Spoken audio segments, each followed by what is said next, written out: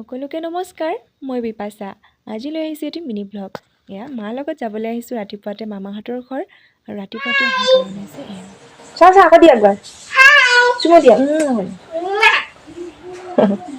এয়া দেখিছেই নহয়, দেহাহঁত আহিছে। মানে ইহঁতে যোৱাকালি ৰাতিয়ে পালেহি, পিছে এদিনৰ কাৰণেহে আহিছে, আকৌ যাবয়ে যিহেতুকে মামাহঁতৰ ডিউটি থাকে। আৰু এয়া চাওকচোন বায়েকলে মৰম একেবাৰে। আৰু এয়া আজি আমাৰ গোটেই গাঁৱৰ মহিলাখিনিয়ে মিলি আমাৰ গোটেই গাঁওখন চাফ চিকুণ কৰিছে, যিহেতুকে আমাৰ ইয়াতে মহাশিৱৰাত্ৰি উদযাপন কৰা হ'ব মন্দিৰৰ মণিকূট স্থাপনৰ বাবে। আৰু আপোনালোকক আগৰ ভিডিঅ'ত জনাইছোঁৱে মই, মন্দিৰৰ নিৰ্মাণ কাৰ্য চলি আছে, গতিকে শিৱৰাত্ৰিৰ দিনাই মণিকূট স্থাপন কৰা হ'ব। আৰু এই অকল আমাৰ গাঁৱৰ মহিলাখিনিয়ে বুলিয়ে নহয়, পুৰুষসকলো ৰখি থকা নাই। গতিকে গাঁৱৰ ডেকা বুঢ়া ল'ৰা ছোৱালী সকলোখিনি ওলাই আহি এনেদৰে গোটেই গাঁওখন আজি চাফ চিকুণ কৰা হৈছে।